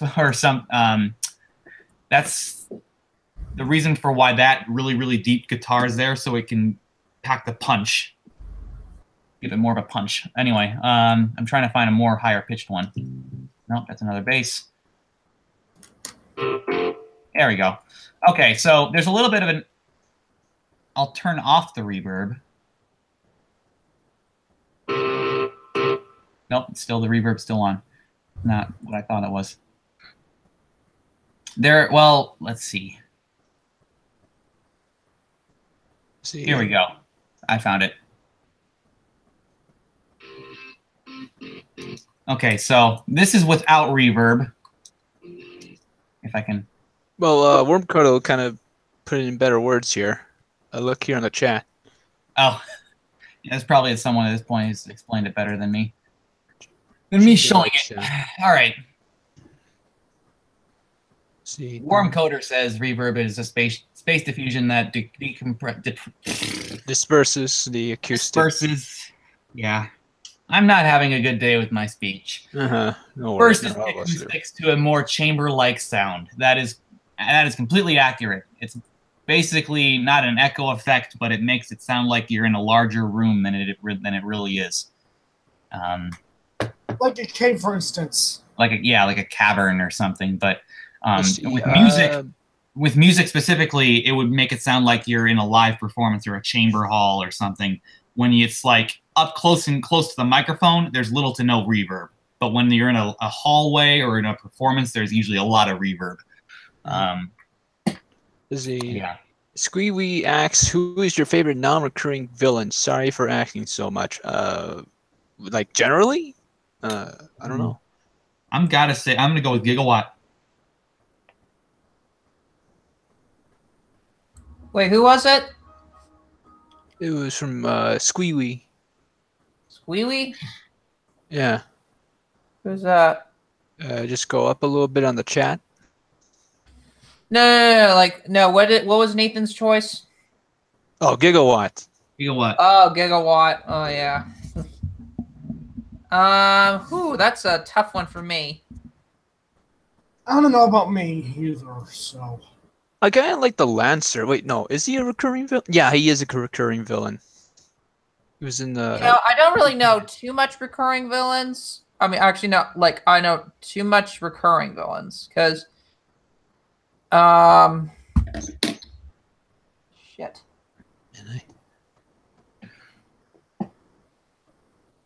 Can't think of any on the top of my head besides Gigawatt. Yeah. Let's see. There was the Weatherman dude. Mm-hmm. There was a few of the monsters, like the tadpole monster that turned into the frog. Oh yeah, how about the Wolverine was pretty cool. The Wolverine. What was the eye one called? The infrared eyeball. That's not It's infrared Ivan. Oh, infrared Ivan. I'm sorry. I'm sorry. Oh, Hercules. Yes, that's one. That one's fun. You know why? Because he was voiced by Bruce Campbell. Oh, yeah, Bruce Campbell. He's not muy macho. He's groovy. AKA the reason why we can't really bring Hercules back at all. Yeah. Because Bruce Campbell's voice is like 1 in a million, and there's not any impressionist out there who can get all of this. Yeah, but now every time I watch it, I can now pretty much make Evil Dead references. Let's see. Okay? Nathan Berg asked, "Do you guys have posted dates of what's YGen of other streams will be, or are they just random?" Okay. Thank you, Okay. exactly Good question. that. Good question. I now Our remember when streams are usually awesome. scheduled the last Sunday of every month. That is the target day. Sometimes it doesn't work out, and we have to shift it a little bit towards the end of the month. But there's always a notification on Facebook or Twitter that see it sent out like the live stream's moving this month. It's on this new day. But if it's nothing, if no notification like that goes out, it is always on the last Sunday of every month at 3 p.m. Pacific Standard Time, which would make it what? 6 p.m. Eastern Standard Time? I'm pretty sure that's the conversion. Yeah. Let's see. You could just go set it at GMT. True. Yeah, I should maybe add that as the number of time zones I sent out. Sly the Warrior asks when you realize that the person who voiced Midas also voiced Tank Dempsey from Call of Duty Zombies. Yes, and he also voiced the Wolverine. He's the main person. We're talking about Steve Bloom. He voiced Wolverine. Logan. He voiced Starscream. He voiced the Green Goblin. He is a great voice actor. Yeah, veteran voice actor. Let's see what else. He's in a lot of stuff. That was at the top of my head. So wait, who was? Steve Bloom, Midas, Wolverine, Starscream, Zeb. Oh, Steve Bloom. Yeah, he is. All right, he's been in tons of. Oh yeah, lots of stuff. Lots of stuff. I mean, I still remember him as Midas, pretty much. That's all I know him from. I know he was in Cowboy Bebop.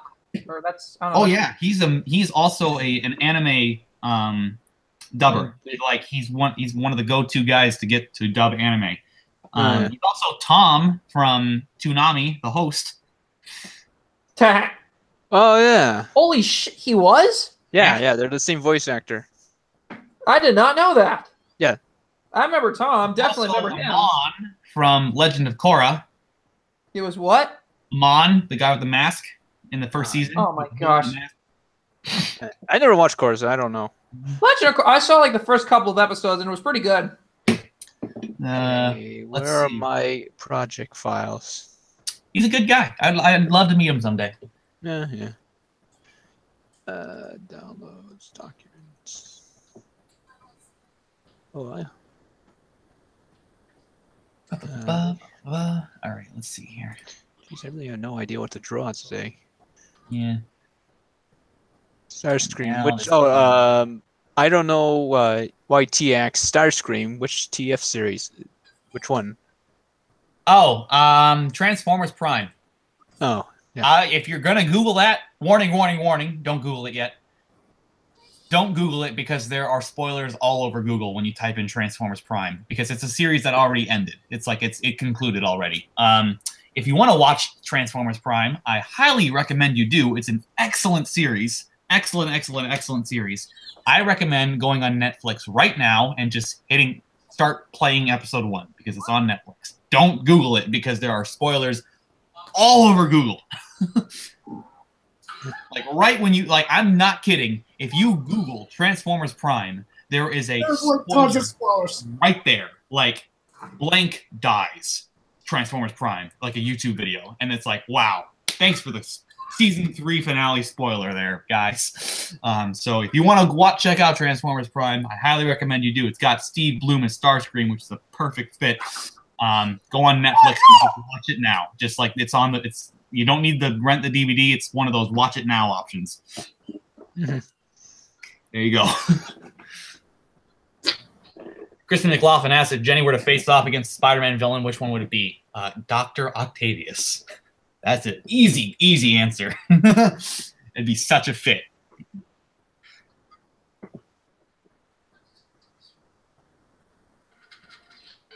Let's see what else.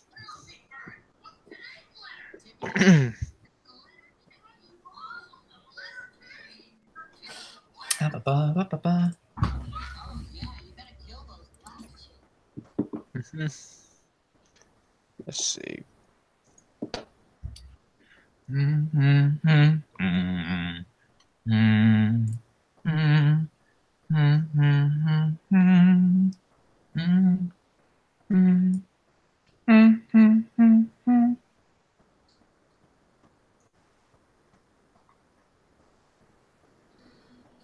Alrighty, we're about reaching the end of the stream. So, is there any last minute questions for anyone out there?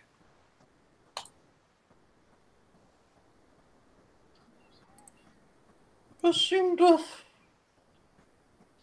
favorite character? Jenny.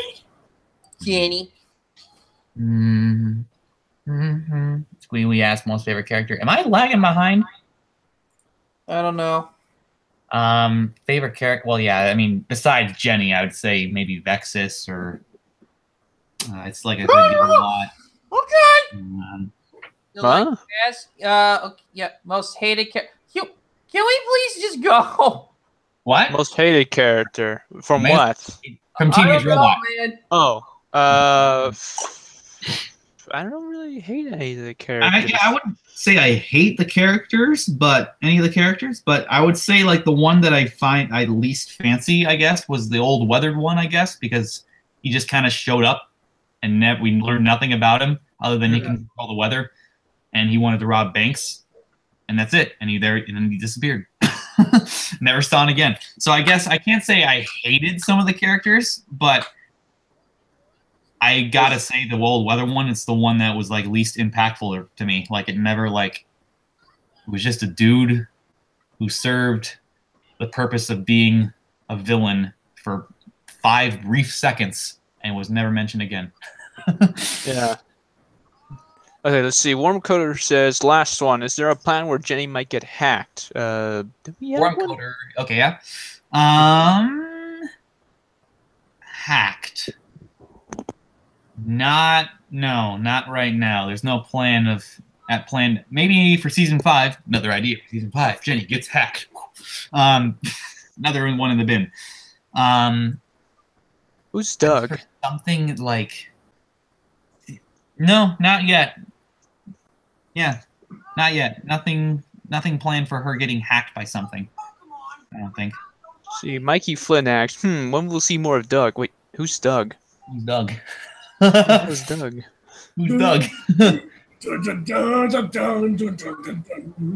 Huh?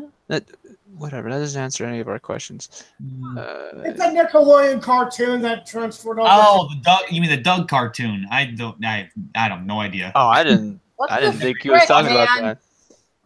I honestly, I never even. I remember it being on when I was a kid, but I never watched it because whenever it was briefly on, I found it so boring. I never watched that crap. I found it so boring. I would usually flip the channel immediately after I saw like 5 seconds of it as a kid. Oh, the dog. Sorry if you like that show. It's just not my cup of tea. The Doug robot. What is he referring to? Doug robot. Is that a teenage robot thing that we're totally forgetting right now? It must be like some extra in the back that we don't even know. I don't know. It's a disaster. Season 6. Well, I don't know. No, we didn't have plans for that. And Nathan Burge asks if you guys get enough positive feedback after season 4 or 5. Will you consider doing season 6? Not doing season 6. Sorry for that, but hard no. Season 5 is it. Season 5 is the end note. I mean, if we get positive feedback from 4 and 5, great, but it's not going to change the answer that season 6 is not happening. It's 5 is it. That's all we can we can barely manage 4 and 5, let alone another 6. So. Oh, they meant like that. Oh, the dude. Oh. Oh, Kenny. Wait, Kenny or the? Oh wait, no. He's talking about the blonde kid from third season. Dog. No, no. The same dude who was in the. It was the same episode the old weather one was in. It's the one dude who was afraid of robots. Is that? Yeah. Oh wait, the guy who was voiced by Robin Travis. I think so. My Life was a spin-off with 2 creators making. Oh wait, where's this info coming from? I don't know. YT. Jesus, shut the. I'm not the intro, but that was a spin-off. I don't know what you mean by that. I don't know, YT. I don't know what the hell you're My talking life as a teenage Doug. about. Sorry, I don't know what you're talking about. Yeah, I've never heard of this before in my life. Yeah, I even Googled it, and I'm not finding anything. I have absolutely no idea. Oh, you just got pranked! How's that prank? How's that? I don't get it. How's that even a prank? All right. Well, that being said, let's just end this for God's sake. Yeah, well, easy there, Sam. It's fine. We have reached the end of our live stream here. The 2 hours. Thanks, Squeegee. But yes, nice profile pic. That being said, guys, thank you guys for stopping by for this month's live stream. Next month, we're going to have it at the same time, last Sunday of every month at 3 p.m. Pacific Standard Time, if not said any otherwise. That being said, thank you guys for coming around, and see you guys on the public Discord and on the forums. Take care, everybody. All right, see ya. See ya. See you guys. Thanks for coming. Bye-bye.